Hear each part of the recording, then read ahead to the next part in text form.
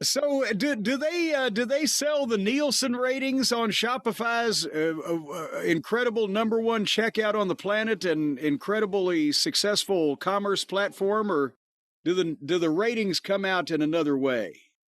I think if you could buy the ratings, Tony Khan would certainly spend the money. He loves spending, although they are cutting some of the roster we hear this past week. But AEW Dynamite March 5th on TBS, 8 to 10:08 p.m., according to WrestleNomics, on average, watched by 600,000 viewers. Oh, even.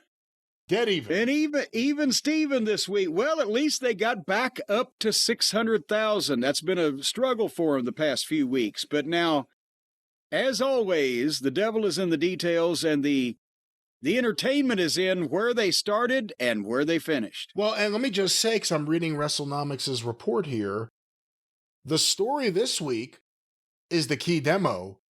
It's the lowest in Dynamite history in the normal time slot. The previous low was October 8th last year, but that was a show that started at 9 p.m., and NXT was on for half the show. Now, in a lot of the country, NXT was against this because it had been preempted the night before because of the president's speech to Congress. So, but still the lowest ever. So we'll discuss that a little bit as we go through this. Jim, here are the quarter hours. These were compiled by WrestleNomics. Quarter 1, 8 to 8:15 p.m., the MJF outdoor promo, and the Swerve Strickland Ricochet contract signing, 694,000 viewers. Okay, that is markedly lower than normal, which means that according to the average, they're not gonna fall that precipitously this week. Is this one where only the most devoted came, but they stayed? And now I'm looking at this, and I gotta wonder how much of it is an NXT issue. The quarter 1 key demo was 198,000 viewers. That is well off the 90-day trend line.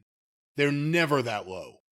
Lately, sometimes they get into the 100s at the end of Dynamite, but to start it off like that, I have to think that's NXT.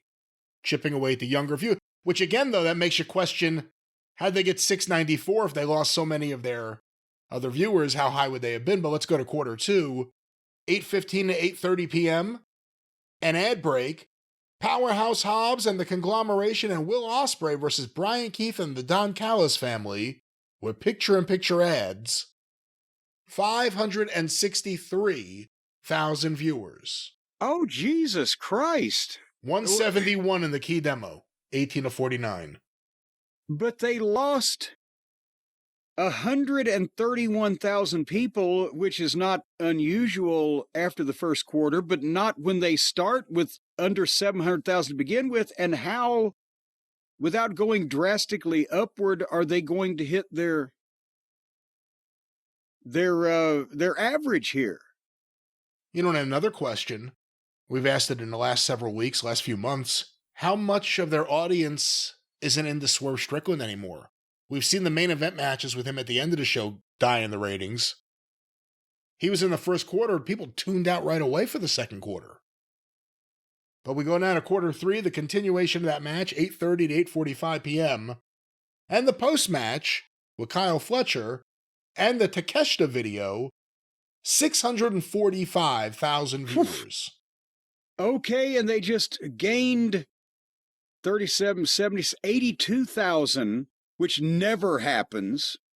There has not been a quarter since we have been reviewing this that they gained 82,000 people after losing. So that's got to be a significant amount of people switching back and forth depending on what's on NXT, does it not?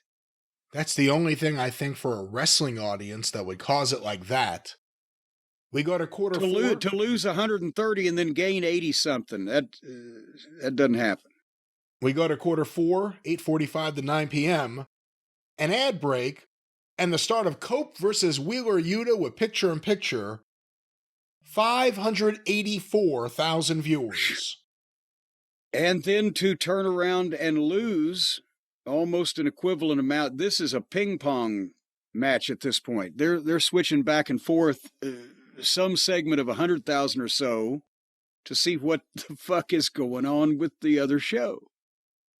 Well, we go now to quarter 5, the big 9 o'clock hour, 9 to 9:15 p.m. The continuation of Cope versus Yuta, the post-match with Moxley, the Outrunners video, MJF's promo outdoors, and then the MJF Adam Page lighter fluid angle. 667,000 viewers. Jesus Christ. Okay, now they're up. Wait a minute. They started at 694. They lost 131,000. Then they gained 82,000. Then they lost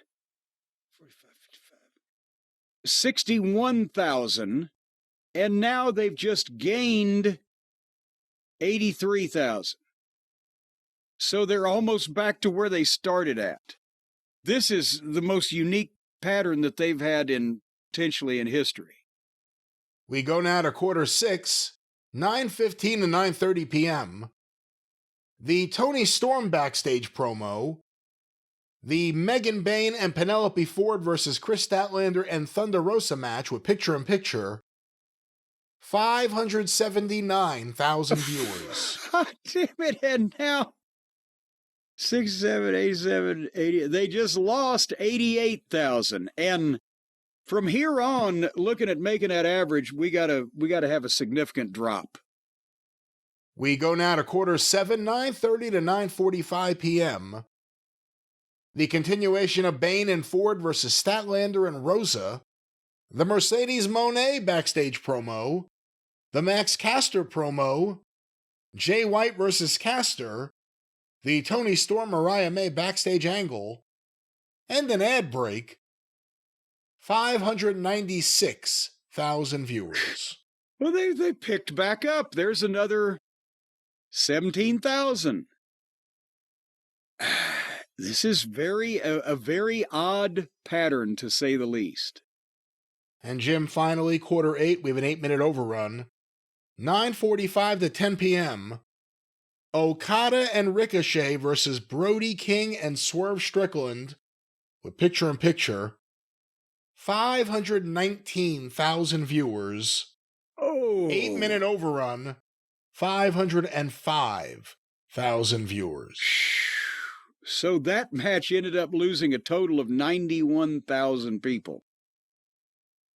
And they went back and forth in the middle, but they still managed to finish up 189,000 people down from where they started. I thought for a while they had some promise there. Very interesting. And a lot of this has to be the NXT opposition until, quarter 7, and then when they saw what they were going to get for a main event, they just said, fuck it.